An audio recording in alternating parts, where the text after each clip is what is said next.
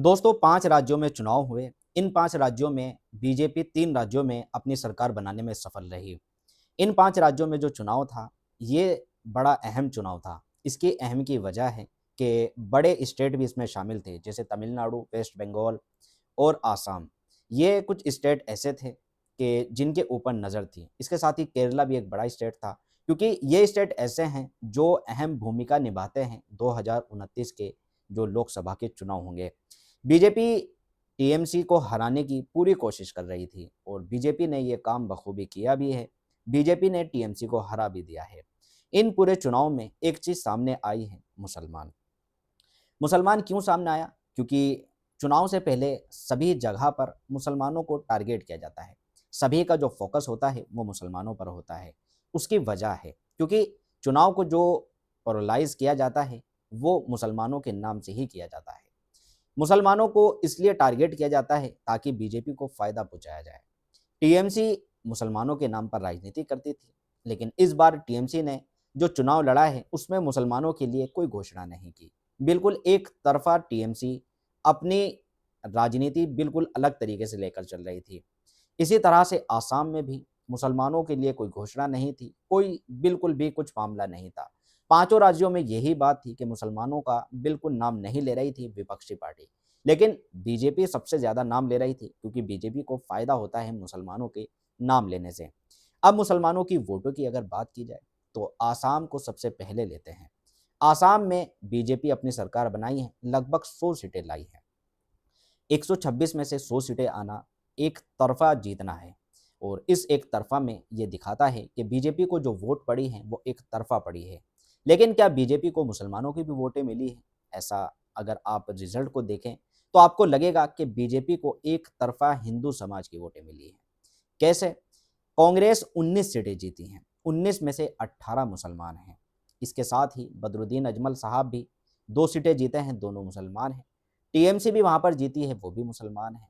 और भी जो पार्टियाँ जीती हैं, वो भी मुस्लिम ही जीते हैं।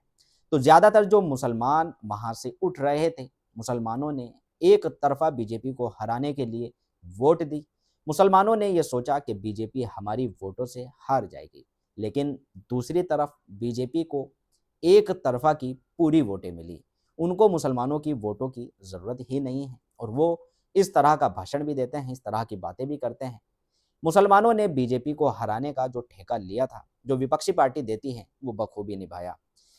विपक्षी पार्टी क्या करती है कि चुनाव के जब करीब आता है चुनाव, तो विपक्षी पार्टी मुसलमानों को हाशिए पर खड़ा करती है, बीजेपी का दुश्मन बनाती है और ये भाषण देती है कि अगर बीजेपी को रोकना है, तो मुसलमानों को एक तरफ़ा वोट देनी होगी। और 2024 से के चुनाव में भी यही हुआ, 2014 से यही चलता आ रहा है। जहाँ भी चुनाव होते हैं, बीजेपी को हराने का ठेका मुसलमानों को दिया जाता है और मुसलमान ये सोचता है कि बीजेपी को वो अकेला हरा देगा, लेकिन ऐसा नहीं हो सकता। मुसलमान बीजेपी को अकेला नहीं हरा सकता। अगर मुसलमान बीजेपी को अकेला हराने की कोशिश करेगा, तो रिज़ल्ट बिल्कुल आसाम वाला होगा। आप देख सकते हैं कि मुसलमानों की जितनी भी सीटें थी, वो बीजेपी अपनी एक तरफ़ा 100 सीटें जीती, लेकिन जहाँ पर मुस्लिम थे वो सारे अपने जीत गए। कांग्रेस भी 19 में से 18 सीटें जीती।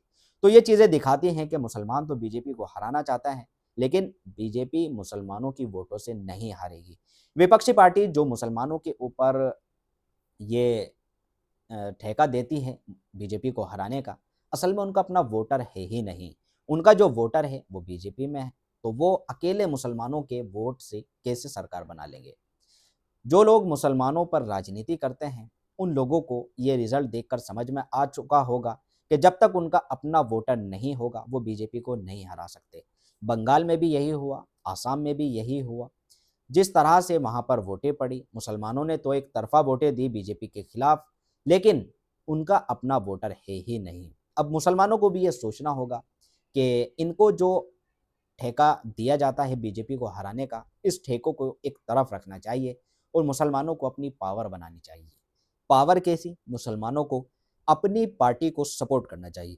जब आपको पता है असदुद्दीन ओवैसी साहब आपके लिए मैदान में हैं, आपकी आवाज़ उठाते हैं, तो आप भी अपनी पार्टी को सपोर्ट करें, अपने विधायक, अपने सांसद बनाएँ। जिस तरह से आसाम में एक तरफ़ा बीजेपी को वोटें गई, इसी तरह से आप भी अपनी पार्टी को सपोर्ट करें, क्योंकि अकेले आपके दम पर बीजेपी नहीं हारेगी। ये चुनाव आपको ये दिखाता है, मुसलमानों की ये आंखें खोलने वाला इलेक्शन का रिजल्ट है कि अकेले आपसे बीजेपी नहीं हारेगी। तो इस चीज़ को दिमाग से निकाल दीजिए। जब तक दूसरे समाज के लोग बीजेपी को नहीं हराएंगे, तब तक बीजेपी नहीं हारेगी। तो जो मुसलमान ये सोचते हैं कि उनके खिलाफ होने से बीजेपी हार जाएगी, ऐसा नहीं है। बीजेपी और ज़्यादा मजबूत होगी। तो आगे जो चुनाव आ रहे हैं, यूपी का चुनाव है, उसमें इस चीज़ को आपको ध्यान में रखना पड़ेगा कि बीजेपी अकेले आपसे चुनाव नहीं हारेगी। तो आप अपनी पार्टी को सपोर्ट करें, अपनी पार्टी को वोट दें, अपने विधायक बनाएं, अपने सांसद बनाएं। जो लोग जीत रहे हैं उनको छोड़ दीजिए। जो लोग आपका दुश्मन बीजेपी को बना रहे हैं या बीजेपी का दुश्मन आपको बना रहे हैं, उनका ध्यान रखिए। तो मिलता है आपसे अगली वीडियो में। वीडियो की जानकारी कैसी लगी कमेंट में अपनी राय जरूर दें।